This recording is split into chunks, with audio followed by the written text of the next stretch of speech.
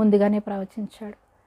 అప్పుడు కూడా వాళ్ళకి కనికరం లేదు. ఎంత కోపంతో ఉన్నారు, ఎంత రగిలిపోతూ ఉంటే అడిగినప్పుడు, దాహం అడిగినప్పుడు అయ్యో అని కనికరం రాకుండా చేదు చిరకనిచ్చారు. ఈ మానవులకి ఎంత కఠినత్వం!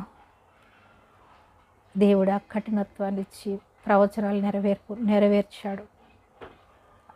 దైవ కుమారుడని వాళ్ళకి తెలిస్తే ఏ మానవుడు కూడా ఆయన శిక్షించేవారు కాదు, హేళన చేసేవారు కాదు, సిలువ వేసేవారు కాదు.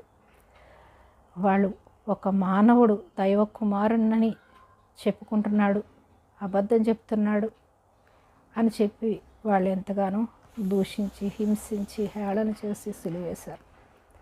ఆఖరికి నీళ్ళు అడిగితే కూడా నీకు నీళ్ళు కావాలా అని చెప్పి చేదు చిరకనిచ్చారు. అయితే ఇవన్నీ కూడా అకస్మాత్తుగా ఏం జరగలేదు, ప్రవచనాలు నెరవేర్పే ఇవన్నీ కూడా జరిగాయి. అయితే మనము 6వ మాటను చూద్దాం.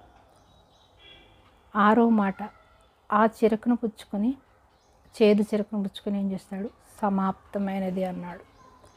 ప్రవచనాలన్నీ కూడా నేను నెరవేర్చేశాను, చేదు చిరకను కూడా నాకు ఇచ్చేశారు, నేను ఈ లోకానికి వచ్చిన పని ముగించేశాను, తండ్రి ఇచ్చినటువంటి మాట నేను నెరవేర్చాను, తండ్రి నన్ను ఈ లోకానికి పంపించినటువంటి ప్రణాళికను నేను నెరవేర్చాను, సమస్తము నెరవేర్చేశాను, ప్రవచనాలు నెరవేర్పుగా ఈ లోకానికి వచ్చాను, ఈ చేదు చిరకను కూడా నాకు ఇస్తారని ముందుగానే ప్రవచించినటువంటి ప్రవక్తల ప్రవచనం నెరవేర్చబడింది. సమాప్తం చేసేసాను. నేను ఈ లోకానికి వచ్చిన పని, తండ్రి నన్ను ఈ లోకానికి పంపించినటువంటి పనిని నేను ముగించేశాను, సమాప్తం అయిపోయింది. పాపాలన్నీ, మానవుల పాపాలన్నీ కూడా క్షమింపబడ్డాయి అని ఆ చేదు చిరకనిచ్చుకుని సమాప్తమైనది అని ఆయన పలికి ఉన్నారు. 6వ మాట యోహాను 19:30 ఆ చిరకను పుచ్చుకొని సమాప్తమైనది అని చెప్పి ఉన్నాడు. ఆయన వచ్చిన పని నెరవేర్చేశాను, సమస్తము సమాప్తమైపోయింది, ముగించేశాను, నా వచ్చిన పని ముగింపు అయిపోయిందని, సమాప్తమైందని పలికి ఉన్నాడు.